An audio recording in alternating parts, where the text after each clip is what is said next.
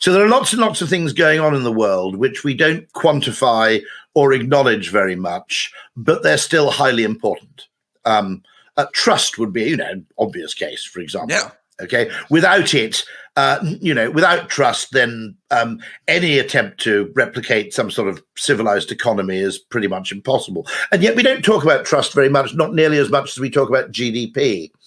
But another way of looking at it is that it's about someone who was effectively brought up for 30 years as a creative person in an ad agency. And the nature and application of creativity as partly being spotting when you're making a decision when you're not aware of it. Now, let me explain that in a way. In that, if you decide to do anything, okay, what we think of as a decision is an area where lots and lots of people are in violent disagreement and where 3 people want to do X and 4 people want to do Y, or you yourself are deeply torn between doing the one thing or doing the other. Okay. Now, there are also decisions which are a bit like Sherlock Holmes's dogs that don't bark in the night. Yeah. In the Silver Blaze, it's a glorious thing. Holmes spots the fact that the crime was probably an inside job because there was a dog at the stables, but it didn't bark. Now, asking why did the dog bark? Oh, look, the dog barked, therefore it was probably a stranger. That's a reasonable thing to do, but a lot of people could do that. Spotting the fact that the absence of evidence, if you like, spotting something that isn't there requires a lot more effort and a lot more kind of, cognitive investment, I think. It's the real example of Holmes's genius, in a sense. Yes.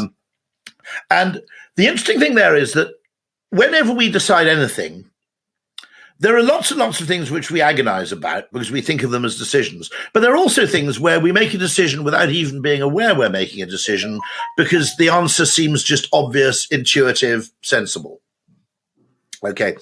And my finding particularly through my origins in direct marketing, where the strangest accidents would lead to extraordinarily different outcomes in terms of the response rate, for instance, is that there are loads and loads of decisions we take very confidently, very happily in the workplace or in government or policy because they seem completely logical and we don't deliberate about them for a second.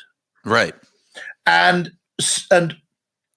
actually, we're not even aware that there's a decision to be made here because the answer seems so obvious.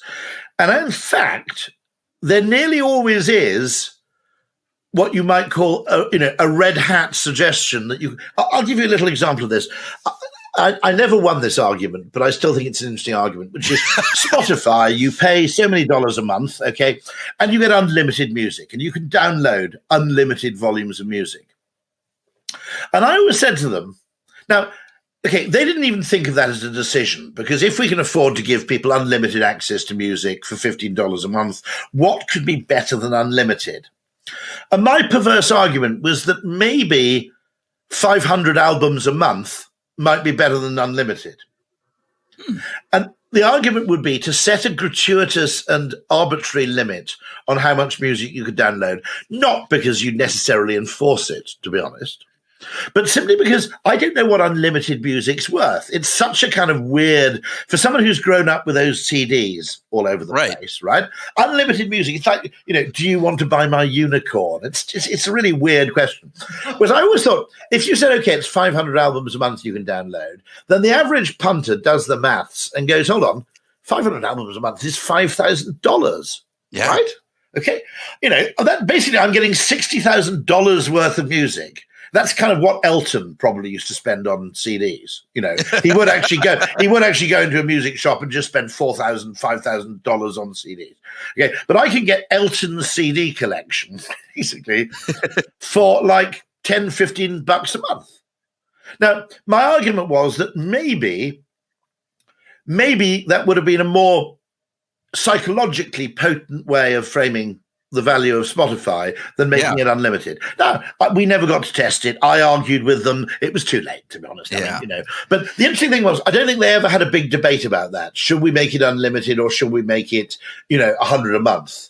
Because they go, well, let's make it unlimited.